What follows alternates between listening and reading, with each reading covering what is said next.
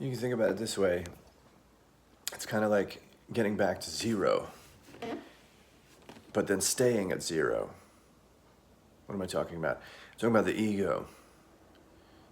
Ego is something that's been built and created over millennia, but even in your own life, ego is something that from your childhood up until wherever you're at now has been cultivated, programmed, built in, established, repeated patterns have developed.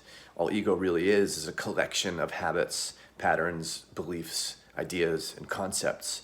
It's not even a real being. It's not even a real entity. It's a collection of functions, brain activity that also has added to it the sense of self, the sense of I-ness, of this is me, this is this is what I am, this is who I am. It's ultimately false. It's a misdirection in a way. So dismantling ego doesn't even really need to happen. Just the sense of self being placed on the things that aren't the self, such as this collection of habits, patterns, beliefs, concepts, and all that. And you can confirm this in yourself because none of that stuff is fixed. All that stuff can change at any moment, and you don't disappear when you change a belief. But we identify with all of that stuff, and if that stuff had anything to do with who we actually are, then we would disappear along with the things that changed. But that's why we say, like, it feels like I'm dying right now. It's because we have an identity stuck on something that's not really who we are, which just makes the process a little bit more difficult.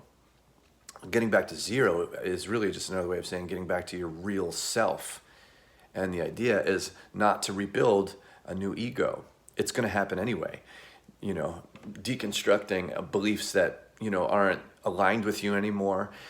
Getting back to a point where you're clear and open and free of your conditioning, which also means you're free of really the ability to suffer to certain degrees.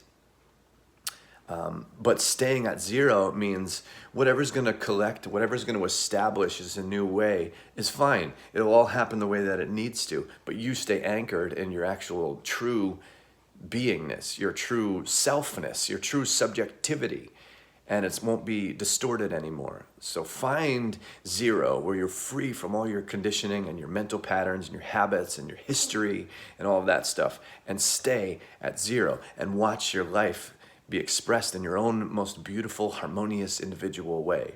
It's not that simple, but there's more work to do, friends. So let's keep going.